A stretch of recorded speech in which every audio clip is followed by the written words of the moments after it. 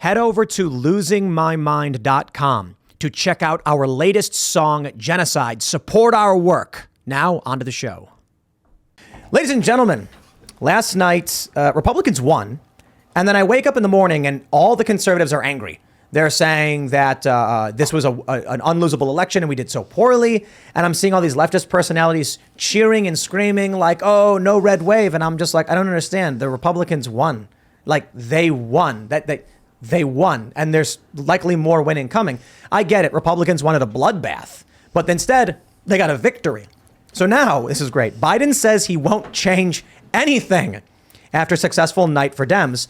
Does intend to run in 2024, and it will be fun watching Don v. Ron taunts press. Okay, he's not going to change anything. That's not the message that people wanted to hear. The message that people want to hear is things are going to get better. But things are bad. And for a variety of reasons, people are willing to vote Democrat, and a variety of really weird reasons, like they voted in the dead guy. But I don't think people want. I think that people used to be engaged in politics because they wanted to get a glimpse of a better world. But that's the washing powder version of politics. I think people are well into bitterness. I think people want to see the bad guys bleed. I think that people want to see the bloodbath that you're talking about comes not from a desire to reimagine the world in a better way, because I think people are losing hope in that. I think people want to see their antagonists suffer. I agree. I agree. And the reason for the Republican frustration is that they were expecting a rare moment of catharsis, which is not granted often to people with right of center politics, a moment in which they could reassure themselves that sometimes justice is done, that the universe is capable of delivering a true justice where it is warranted. And they were robbed of that. So what was stolen from them was not some kind of washing powder commercial glimpse of a better future. What was stolen from them was revenge. Yeah. Because these people don't feel like they've been out of power, and that's a shame. They feel like they articulate their feelings now in very religious terms, and they talk about their enemies in terms of demons, devils, and Satan, and the way in which they express themselves. I think the sunk emotional cost that they had attached to the midterms as a moment when they could reassure themselves that maybe there was, maybe there was still some glimmer of. But they won. Well, not really. But they won what they needed, the House. No, what could they have done better? What could they have done? It was a bog standard or slightly unimpressive midterm in which the usual swing occurred. That is not what Republicans were expecting. Right. They wanted not what they were hoping victory. for. That's not a victory. When something happens that always happens, that happens whether you campaign or not, that happens whether you do anything or not, that's not a victory. People perceive that as a kind of as a sort of almost like a weather event, it's just part of the natural cycle of things. Yeah. There was no victory because there was nothing above and beyond what the ordinary course of a midterm election. I understand what you're saying, that they needed something that proved something symbolic and something of meaning. They just wanted the people who they feel are tearing the fabric of their civilization apart, doing all kinds of things that we'll talk about in the to suffer. They wanted to see the I forget what the Conan quote is. I haven't seen it for 25 years, but they wanted that. Whatever the first bit is, the lamentations of their women. They wanted shrieking. They wanted the 2016 energy. Right. They wanted to see liberals panic. But that's nebulous in the sense that it's atavistic. No. Look, it's atavistic. It's fundamental. By winning the House, there can now be inquiries, investigations. Nobody cares about winning the House. Right.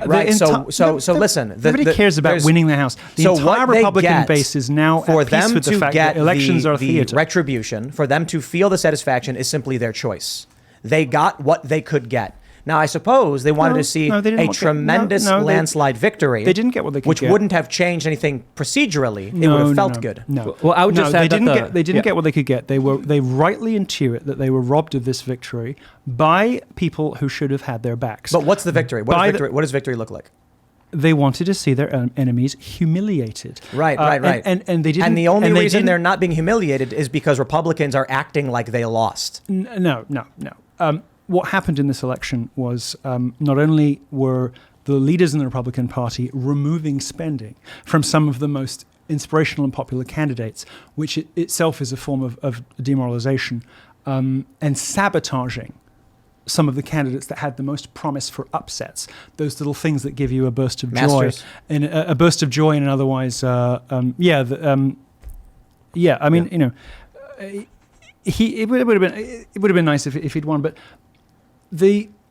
what they correctly intuited is that this was another example of the powers that be in the Republican Party leaving money on the table, actively sabotaging the candidates that the base likes most because they hate them. And they are right about that. That's what happened. The powers that be in the Republican Party sabotaged some of the candidates that were the most popular with the base, and changed the result of some of those elections through removing millions of dollars in spending.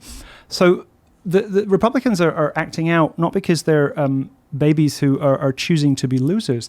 They're acting out because they were wronged and they know it. Sure. But I don't think that explains Ben Shapiro, for instance. Nothing explains Ben Shapiro. Well, look, you look at the Daily Wire guys, and they're upset about the results. They're saying, they've never had a moment of contentment in their lives. So perhaps that's it. They weren't going to be satisfied no matter what happened? Well, they won't. All sorts of things. I'm sure. Well, just really quickly, I really wanted to butt in and make a point here. I'll put it like this. They won't be happy until a quite different flag is flying over the White House. Yeah, but the midterm elections are usually a referendum on the president's term.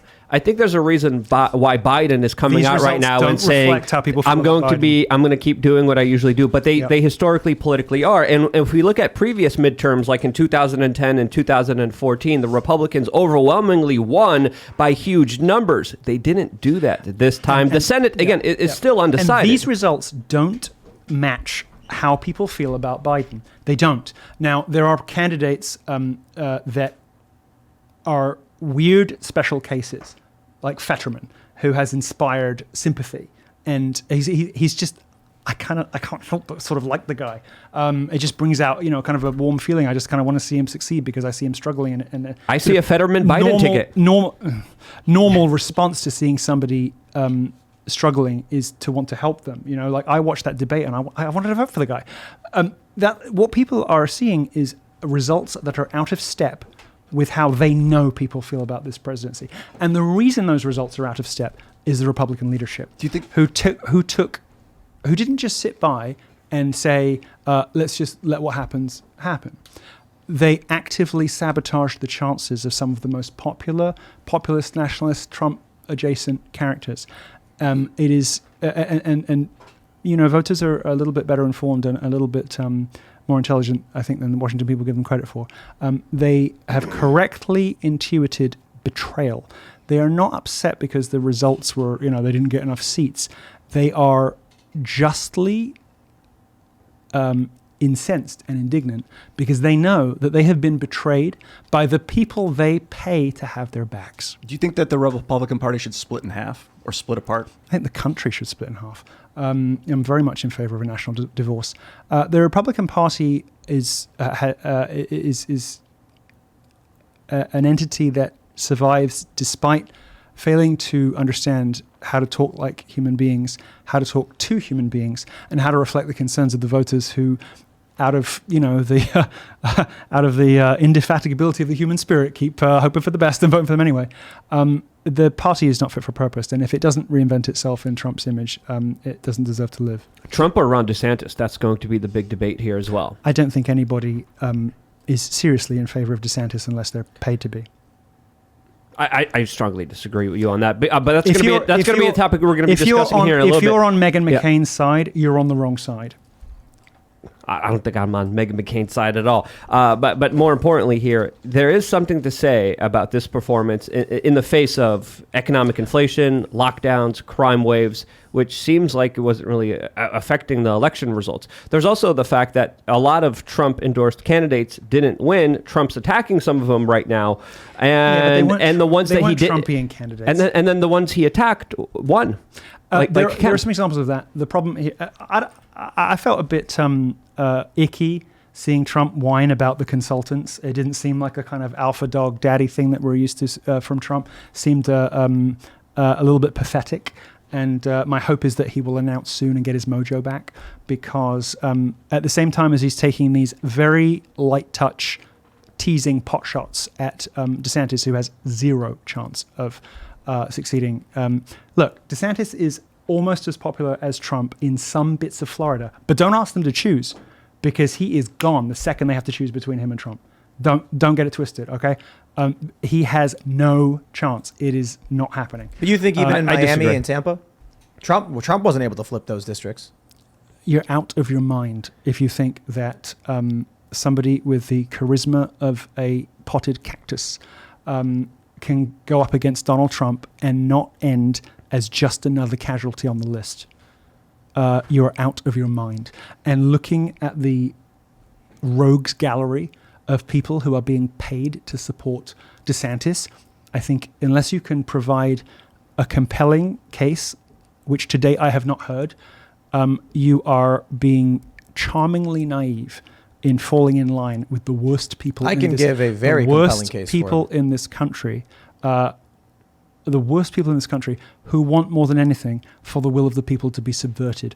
They want to suffocate Trump and all he stands for, and he is, of course, merely a proxy. He's a shorthand for a variety of things that they hate about Americans. They hate the gaucheness of the South. They hate everything about the South. They hate Appalachia, with its lack of sophistication. They despise and are contemptuous of the people who love Trump, and they are the architects of their misery. I mean, there's a reason that these places that vote for Trump have drug problems. It's because the coastal elites systematically killed these towns by taking all the manufacturing abroad to weaken the economic clout of places of Republican places. Now, okay, these places were deliberately and systematically sabotaged, and the result of that is like human misery on a scale that nobody really truly comprehends. There's now no reason for many of these towns in the South to exist, and they stagger on with no factories, with no jobs, with no hope, and people lose themselves in godlessness and in drugs and in all manner of self-destructive behaviors. That was done to them. That was the thing that was done to them. Okay, and Trump is a neat shorthand for the kinds of people that coastal elites consider to be beneath them.